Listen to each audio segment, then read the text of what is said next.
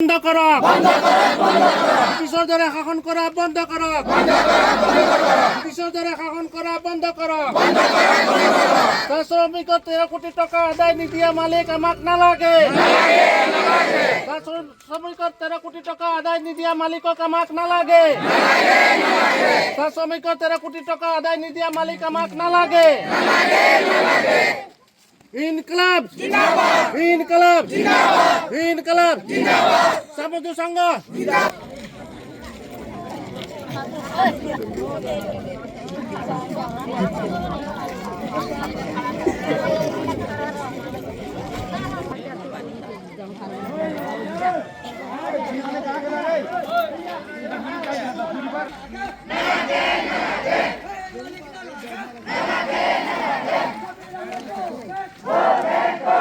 আসল অৱস্থায় বিৰাজ কৰিছে কলিয়াবৰৰ শিলঘাটৰ অৱস্থিত কলিয়াবৰ চাহ বাগিচাত।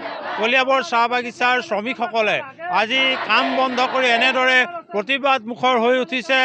কলিয়াবৰ চাহ বাগিচাৰ ফেক্টৰী মুখত ন্যায্য প্ৰাপ্যৰ দাবীত এনেদৰে চাহ শ্ৰমিকসকল প্ৰতিবাদ মুখৰ হৈ উঠিছে।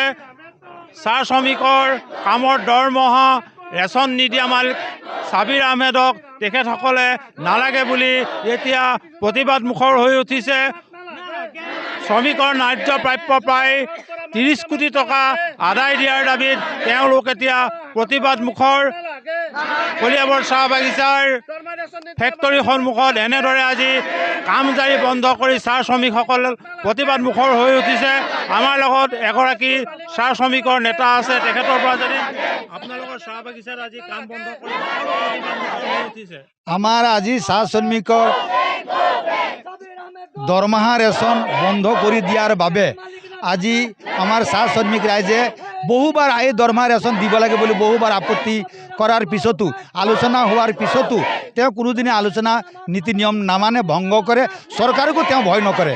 সেইকাৰণে আমি আজি প্ৰায় বছৰ ধৰি কেইবা বছৰ ধৰি আমি এইবিলাক আপত্তি কৰি আছোঁ, চৰকাৰকো জনাই আছোঁ আৰু চৰকাৰক আমি এতিয়াও জনাইছোঁ যে অতি সোনকালে আপোনালোকৰ চৰকাৰৰ জৰিয়তে হস্তক্ষেপ কৰি এই বাগানখন অন্য মালিকক দিয়াৰ ব্যৱস্থা কৰক। কাৰণ আমি সপ্তাহত মাত্ৰ 1300 টকা দৰমহা পাওঁ, সেই 1300 টকা দৰমহা নিদিয়ে। আমি ৰেচন পাওঁ 5-6 কেজি, সেই 5-6 কেজি ৰেচনো দিয়াৰ পৰা আমাক বঞ্চিত কৰিছে।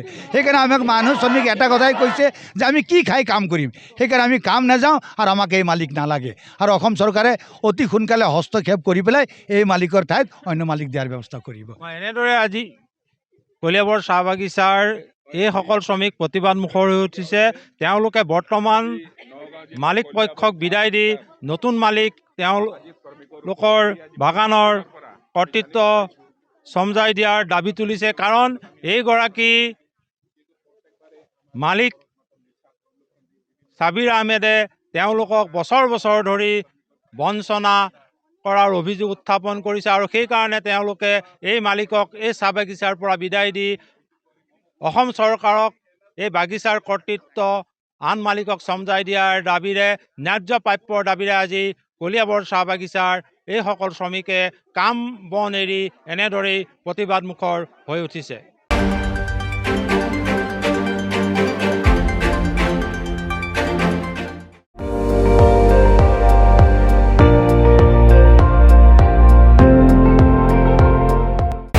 আপুনি চাই আছে ND24, সৰ্বশ্ৰেষ্ঠ নহয় সৰ্বোত্তমৰ দৌৰত।